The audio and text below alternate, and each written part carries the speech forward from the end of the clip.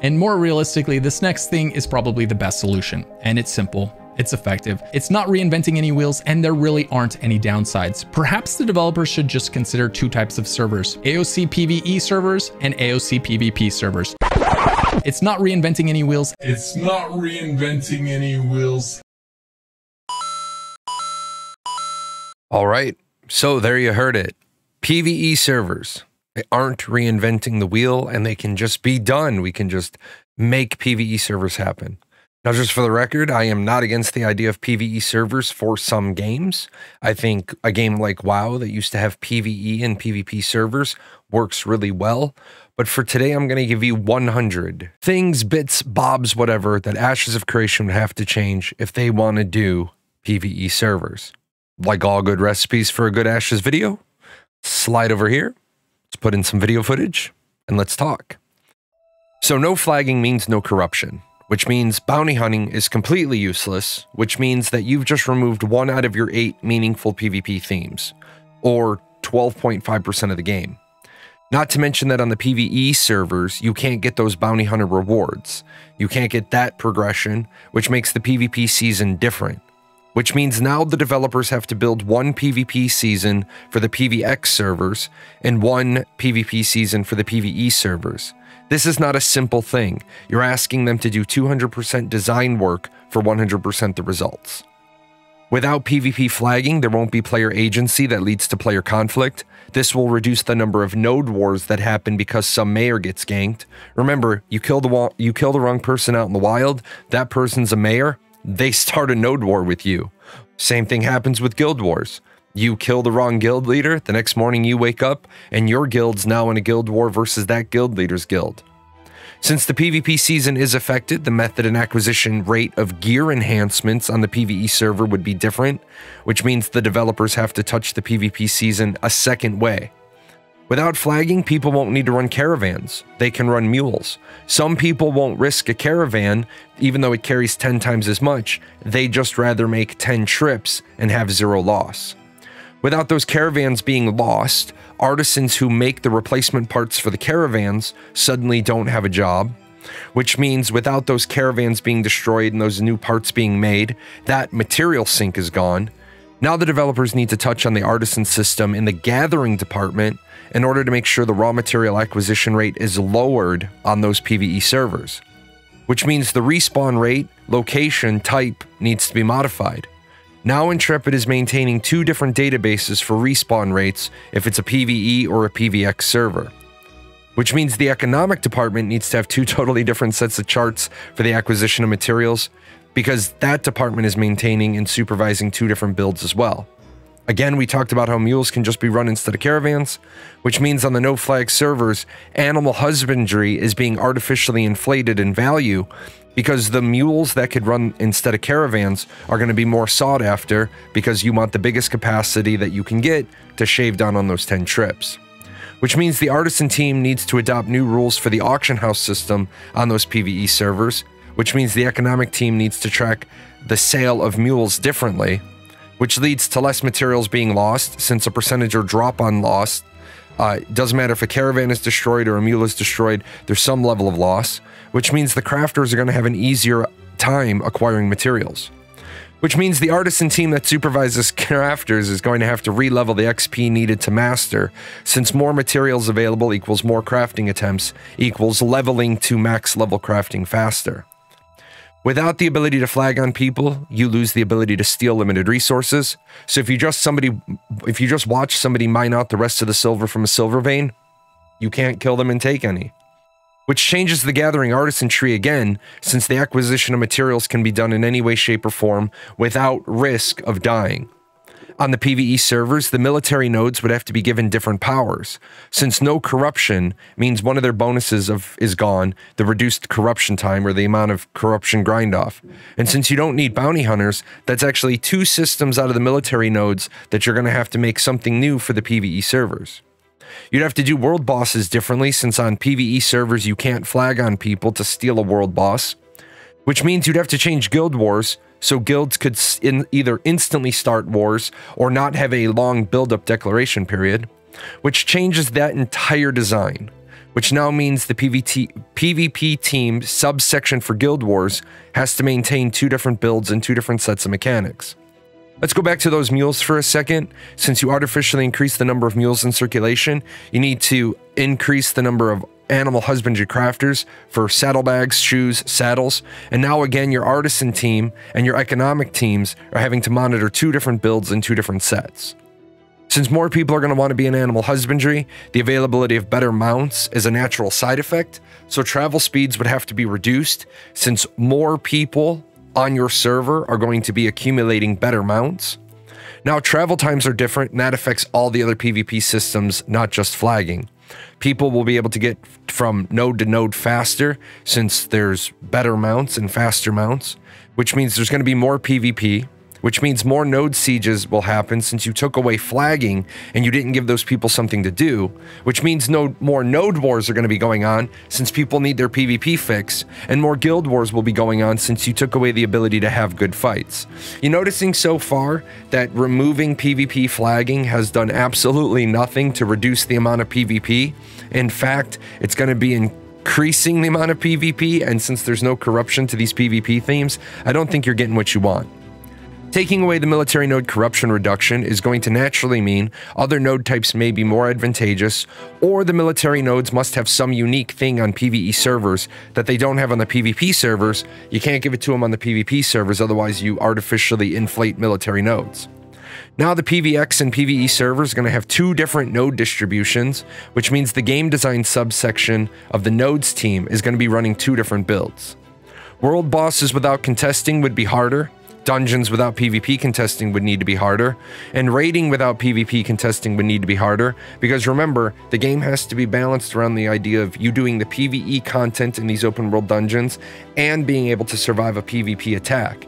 No PvP attack means your dungeons need to be harder. The world boss team, the dungeon team, and the raid teams would all need to now have 2 different builds, one for the PVX server with PvP contesting, and one for the PvE server where you can't steal bosses. The PvP players would be short on being mayors, since now military nodes are reduced, so people are going to be playing differently on that server. They may not want military nodes. So why, if you have a PvE server, would you even want military nodes? Don't you think at this point you should just remove the military nodes on the PvE server and only have 3 node types?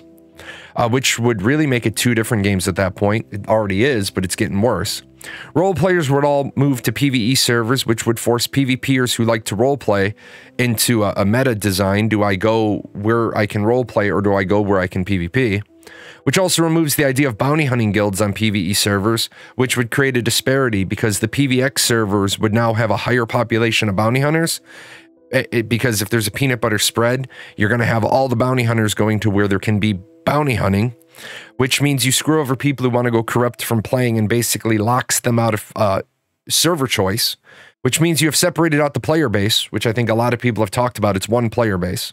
Now you have to maintain 2 different products to keep 2 different player bases happy, which means you're going to have to focus on all the horizontal progression of classes, all 3 of the social organizations, all 7 of the religions, and sailoring to make sure all those things are balanced around removing anything that's going to help you not get ganked. As you can't get ganked, any bonus, augment, and advantage would have to be developed and balanced separately, because why would you be taking things that help you not get ganked if there's 0 possibility of you getting ganked? You're going to have to change how merchant ships work, since in coastal waters they would be safe and immune. I also forgot about both the brigand and the caravan skill defender trees, which would be underutilized because we talked about people aren't going to run as many caravans. So now you've actually taken out 2 of your 8 PvP season themes, and now that's a quarter of your game touched. Classes on the PVX server would be played radically different from the PvE server, so now you have to count for PvE builds only for those world bosses. We talked about this earlier, but it's such an important point. I'm throwing that out there again. If you take away the need to take some amount of PvP survivability, world bosses are going to have to be tuned differently. You see why this isn't easy? You see how this really is reinventing the wheel? Because now you're building 2 different products. Guild buffs would have to be balanced differently on the 2 different servers. The tax wagon system would need to be changed, since you wouldn't be able to flag up and kill scouts, which means again you're going to have 2 different systems on 2 different servers. The election method for military nodes would need to be considered. Why would you have a PvP election method on a PvE server? Arenas would now need to be examined on PvE server for both function and reward. Since you won't have the top PvPers on PvE servers, why should they be competing for the same rewards? And now 3 of your 8 PvP season systems have been affected. The death and dying system would need to be examined since you wouldn't have purples and greens or reds on your server, you'd only have greens, which means the leveling systems including pace, rate, negative XP earned on death would all need to be changed for a PvE server since you won't have random deaths from ganking, which also means all those quests to remove corruption would need to be removed from the PvE build. Why have them in the database if there's no corruption? Which also means you have to think about node leveling since you can't gank people to stop them from earning XP, which means any sort of zones for mob grinding would need to be changed. And since you're reducing the risk for mob grinding, you need to balance the mob drop table differently on PvE servers since you'd have more gold coming in from nowhere, which means on those servers you'd have to have a more robust GM presence since you wouldn't have PvP players keeping an eye on the bots. So now you have an increased cost from an employee standpoint for those PvE servers. You'd have to have a different build for corruption respawn rules since PvE servers have no corruption. You'd have to rebalance the entire economy since people would carry less consumables since they don't need them for emergencies. Because emergencies would be fewer and further between because you can't get jumped, now you don't need all those things. You don't need pots, you don't need food.